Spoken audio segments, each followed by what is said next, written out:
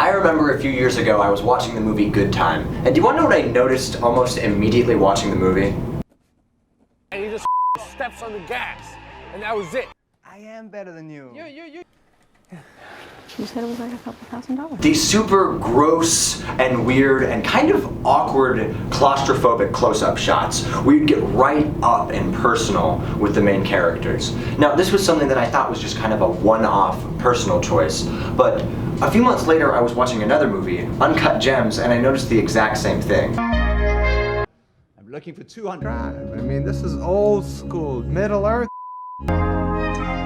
At the time, I wasn't as into movies, but what I've now realized is that both of those movies are directed by the Safdie brothers. What a young baby Andrew was noticing for the first time was that directors tend to have a pretty consistent style throughout their movies. Whether it be visually or thematically, you have these ideas that kind of tend to stick around. Let's look at Wes Anderson, for example. Look at any one of his movies and you're going to notice two things right off the bat.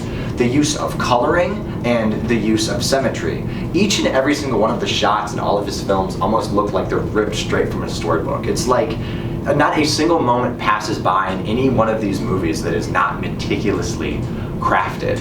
And what you're getting from Wes Anderson is a guy who loves stories, and the way that he sets up his movies is literally drawing attention to this. The Grand Budapest Hotel, for example, is a movie about a girl who is visiting the grave of her favorite author with one of her favorite books by him. That book is a recount of him visiting a man who recounts the story of his life.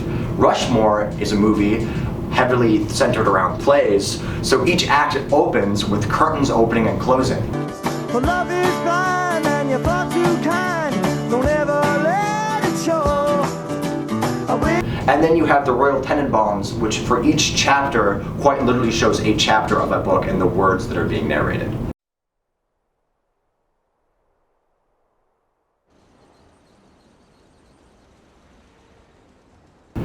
And like I said earlier, these ideas don't just have to be visual. Taking a look at Hayao Miyazaki, almost all of his movies feature some kind of thematic element that has to do with nature. Ponyo, Nausicaa of the Valley of the Wind, and Princess Mononoke all come to mind. All of those movies have nature as their central theme, but looking throughout his other films, you were going to find that in almost every single other Miyazaki movie. I think that getting into a director and starting to recognize these stylistic choices, for me at least, made movies more fun. Because not only are you starting to notice the kind of more artistic parts of the art form, but you're also starting to kind of understand these people as an artist better. The next time you watch a movie by your favorite director, try and look for these patterns. You're bound to find something.